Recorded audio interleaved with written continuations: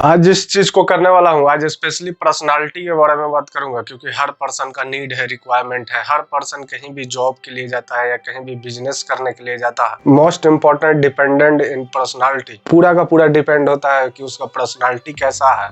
अगर सही ढंग का पर्सनालिटी आपका नहीं होगा तो कोई भी आपको भाव नहीं देता है। तो आज स्पेशली पर्सनालिटी के बारे में बात करूंगा कि आप अपना पर्सनालिटी सबसे अच्छा और सबसे बेहतर कैसे कर सकते हो। नमस्कार दोस्त, मैं Rupesh Sharma, motivational speaker and life coach. आज इस चीज को क्लियर करने जा रहा हूँ, मोस्ट इंपोर्टेंट इस चीज को समझना।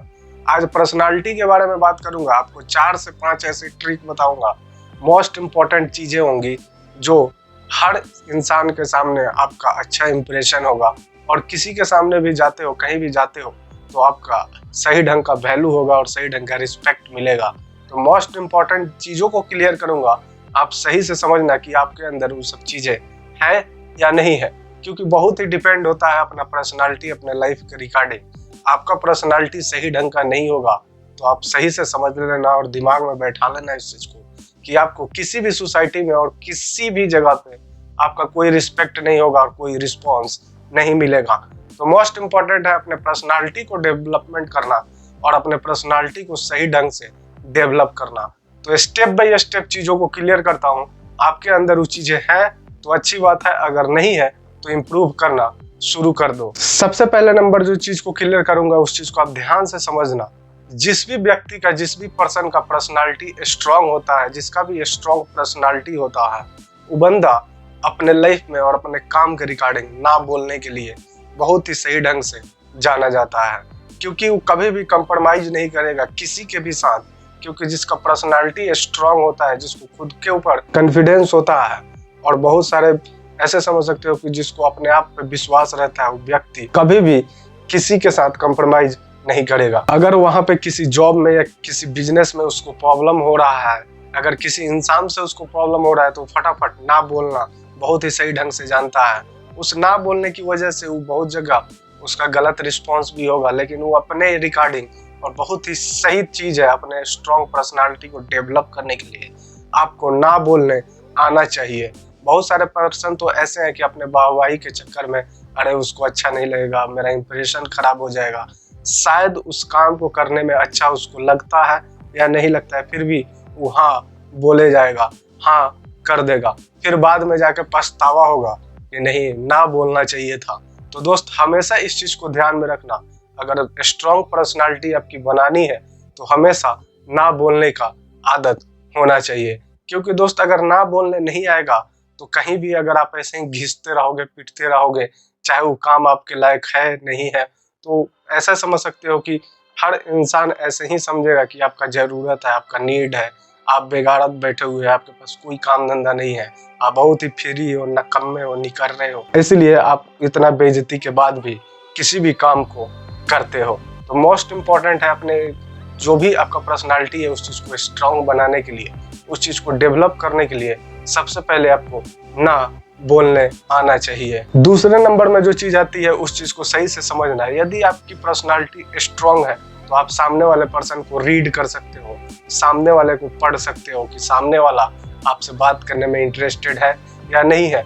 क्योंकि जिस भी बंदे का पर्सनालिटी स्ट्रांग होता है उस सामने वाले बंदे को बहुत ही आसानी से रीड करता है, उसको बहुत ही सही ढंग से पकड़ पाता है कि सामने वाला जो मुझसे मिलने आया है, किस लिए मिलने आया है, उसका जो भी रिस्पॉन्स होगा बहुत ही सही ढंग से समझ पाएगा, और सही ढंग से उसको रीड करने की वजह से वो सही ढंग से पकड़ पाएगा कि सामने वाला मेरे पास आया है तो उसको इंटरेस्ट है बात करने में या नहीं है, बेफालतू का टाइम गंवाना है या नहीं है, आपको उससे बात करना है या नहीं है।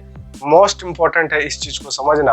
अगर आपको अपना स्ट्रॉन्ग पर्सनालिटी बनाना है तो सबसे पहले आपको किसी भी पर्सन को रीड करने आना चाहिए, किसी भी पर्सनालिटी को देख के आपको पता चलना चाहिए कि सामने वाला आपके पास आया है तो आपसे बात करने में इंटरेस्टेड है या नहीं है, कि ऐसे ही बेफालतू का मजा लेने के लिए आया है।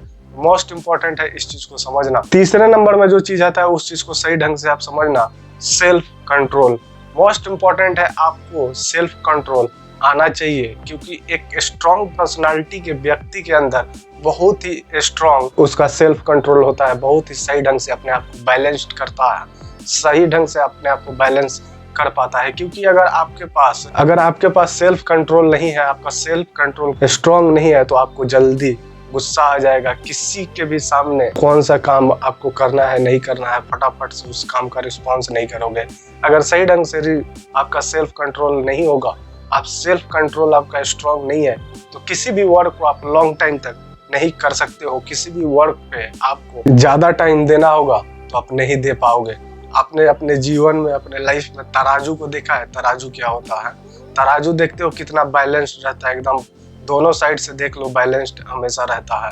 हमेशा अपने लाइफ में सेल्फ कंट्रोल होना चाहिए और अपने लाइफ को हमेशा बैलेंस रखना चाहिए।